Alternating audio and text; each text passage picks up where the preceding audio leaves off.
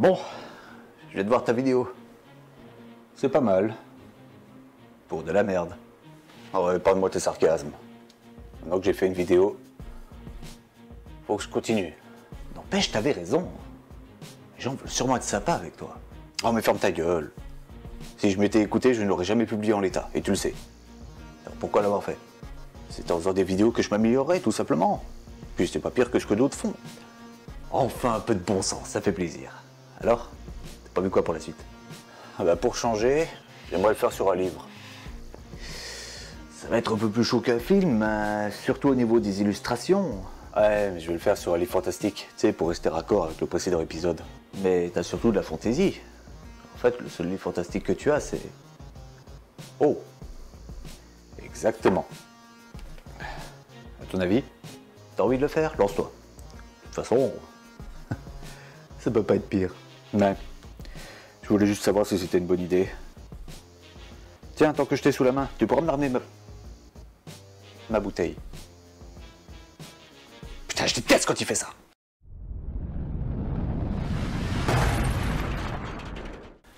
Bonjour à toutes et tous et bienvenue dans cet épisode de Critical. Aujourd'hui, on quitte le petit écran pour s'intéresser à ce qui se passe dans ma bibliothèque. On va parler d'une œuvre où le surnaturel chatouille le réel, d'un artiste torturé, de fantômes et de sorcellerie. Danse avec les spectres. Livre sorti en 1998 et écrit par Sarah Cohen-Scally, une auteure française qui a reçu plusieurs prix pour ses œuvres, mais pas pour celle-ci. Il faut savoir une chose, c'est que ce livre est le premier que j'ai lu de mon plein gré. Avant cela, c'était par obligation scolaire, lorsque je le faisais. En effet, je laissais parfois ma mère lire mes livres et m'en faire des résumés par la suite. Feignasse. Tiens, t'es de retour, toi. Donc à partir d'ici, je vais commencer à spoiler. Donc si vous n'avez pas encore lu le livre, rendez-vous au timecode qui s'affiche. Voilà, je vous laisse un petit peu de temps.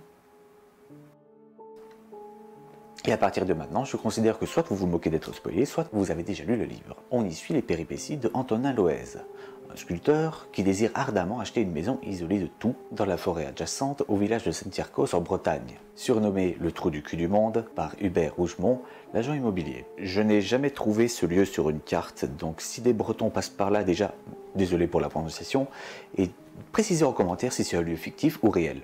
Antonin semble cacher quelque chose, en effet il est très évasif lorsqu'il s'agit de parler de son passé.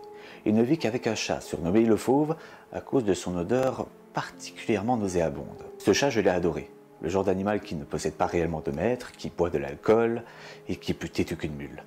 Un peu comme toi quoi. Oui bah l'odeur en moins s'il te plaît.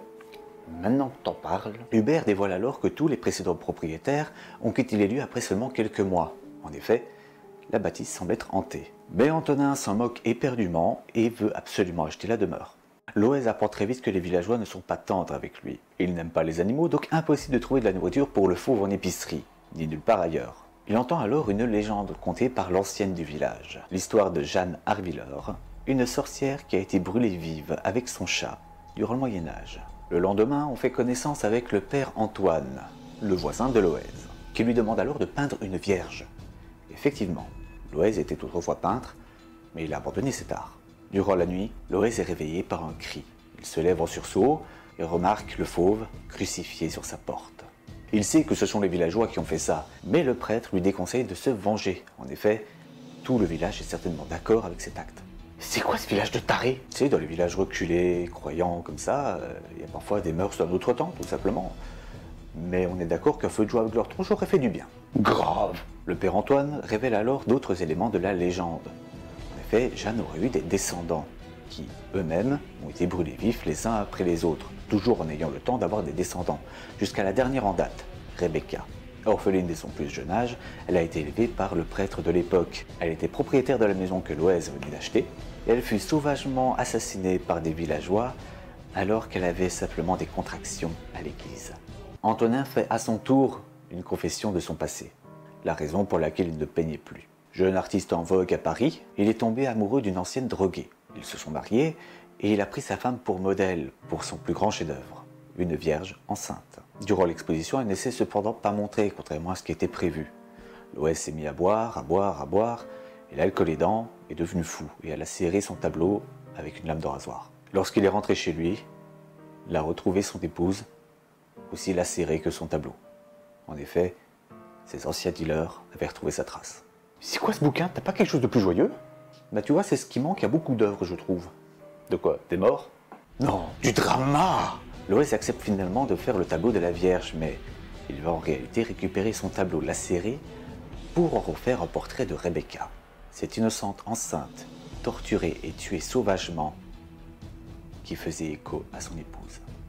Le père Antoine, effrayé par les propos de Loès, s'enfuit en courant, mais ne peut échapper à l'écho de Loès qui est en train d'invoquer le diable et l'esprit de Rebecca.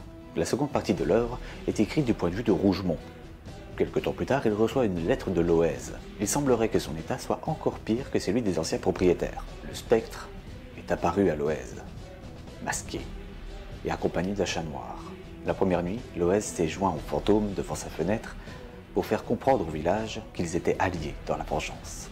Durant quelques nuits, le fantôme a posé pour Loès, sans toutefois dévoiler son visage. Lorsque le tableau fut enfin fini, il eut droit à une nuit torride avec ce fantôme au masque froid. Il a couché avec un fantôme. Attends, tu comprendras. Non mais c'est glauque quoi. Le tableau montrait une femme enceinte et le spectre ne l'était pas. Il fallait résoudre le problème. Mais c'est quand même dégueulasse. Tu veux qu'on parle de Twilight? Ah non, c'est bon. En voyant le résultat, le père Antoine était abasourdi. Et il commença à complimenter Loès en le comparant aux plus grands artistes, en louant Dieu, etc. Ce qui ne fit qu'énerver Loès, qui refusa alors de lui donner son tableau. Le père ne comprenait pas son art. Et c'est là que commença le calvaire. Des plaintes, des cris, des hurlements provenant du spectre, qui rendirent Loès tellement fou qu'il fut tenté de sauter par la fenêtre. C'est là que Loès a écrit sa lettre, en révélant qu'il y avait également un tunnel sous sa maison qu'il comptait emprunter.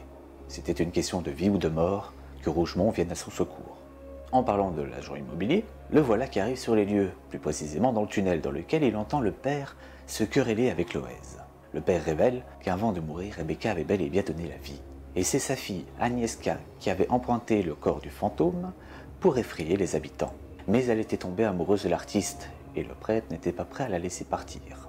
Alors qu'un ouragan fait rage à l'extérieur, le tunnel s'effondre, emportant le prêtre et l'agent immobilier, alors que Loès s'enfuit. C'est tout? Oui, c'est une fin ouverte.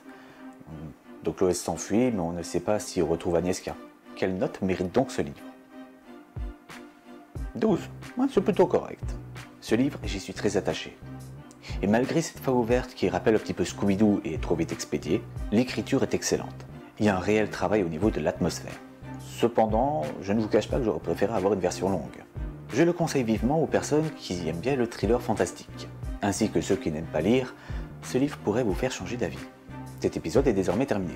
Si vous avez aimé ma critique, cliquez sur le like. Si ce n'est pas le cas, sur le dislike. Écrivez en commentaire votre avis sur ma critique ou sur le livre et abonnez-vous pour ne pas rater les prochains épisodes. On se donne rendez-vous pour un prochain épisode de Critical.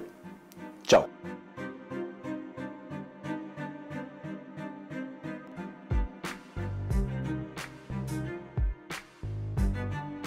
Je me demandais, la dernière fois tu avais dit que conscience avait raison. Tu veux dire que ma conscience a une identité propre, comme toi? Disons que t'as un grand taré, qu'on est nombreux là-dedans. T'exagères, je suis sûr que c'est pas aussi grave que ça. Tu verras. Attends, comment ça je verrai? Hey!